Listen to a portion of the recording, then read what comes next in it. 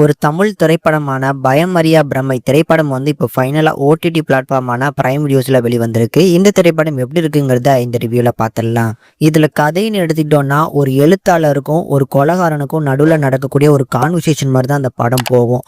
இதுல ஜெகதீஷ் அப்படிங்கிற நபர் தான் கொலைகாரரு. இவர் 96 கொலையை பண்ணிட்டு இப்போ ஜெயில இருக்கிறாரு. இதுல முதல் கொலையை எதுக்காக பண்ணாரு, ஏன் பண்ணாரு, எப்படி பண்ணாரு அப்படிங்கிற மாதிரி எழுத்தாளர் கேட்க, அதுக்கு பதில் பாத்தீங்கன்னா அந்த கொலைகாரன் நீங்க முதல் புத்தகத்தை எதுக்காக எழுதுனீங்க, அந்த முதல் படைப்பை படைச்சு முடிச்சதுக்கு அப்புறம் நீங்க எப்படி ஃபீல் பண்ணீங்க அப்படின்னு சொல்லி இந்த கொலைகாரன் எழுத்தாளர்கிட்ட கேட்பான். ஸோ இந்த மாதிரி இந்த கான்வர்சேஷனை சாப்டர்ஸா பிரிச்சிருப்பாங்கங்க.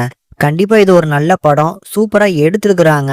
இந்த படத்துல ஒரு டிஃப்ரெண்டான ஒரு எக்ஸ்பீரியன்ஸை நீங்க கண்டிப்பா ஃபீல் பண்ணுவீங்க. ஏன்னா இந்த படத்துல ஃபுல்லாவே லைவ் சவுண்ட்ஸ் மட்டும் தான் யூஸ் பண்ணியிருக்கிறாங்க. இந்த தனியா உட்காந்து டப்பிங்லாம் பண்ணல. சின்னதா பேனாவை மடிச்சு பாக்கெட்ல வைக்கிறதுல இருந்து டம்ளாரை கீழே வச்சா கூட எந்தெந்த சவுண்டு வருமோ அது எல்லாத்தையுமே மெனக்கிட்டு பண்ணியிருக்கிறாங்க. அதனால ஹெட்செட் போட்டிங்க அப்படின்னா ஒரு நல்ல எக்ஸ்பீரியன்ஸ் கிடைக்கும். தென் இந்த கதையை சொன்ன விதமா இருக்கட்டும், அதை சாப்டர்ஸா பிரிச்சு நான் லீனியரா சொன்னது, இது எல்லாமே கண்டிப்பா ஒரு நல்ல நரேஷன். பர்ஃபார்மன்ஸ்ல எல்லாருமே சூப்பரா பண்ணியிருந்தாங்க. வினோத் சாகர், குரு சோமசுந்தரம் சொல்லி நிறைய கேரக்டர்ஸ் வராங்க. அவங்க எடுத்துக்கிட்ட ரோல சூப்பரா பண்ணியிருந்தாங்க.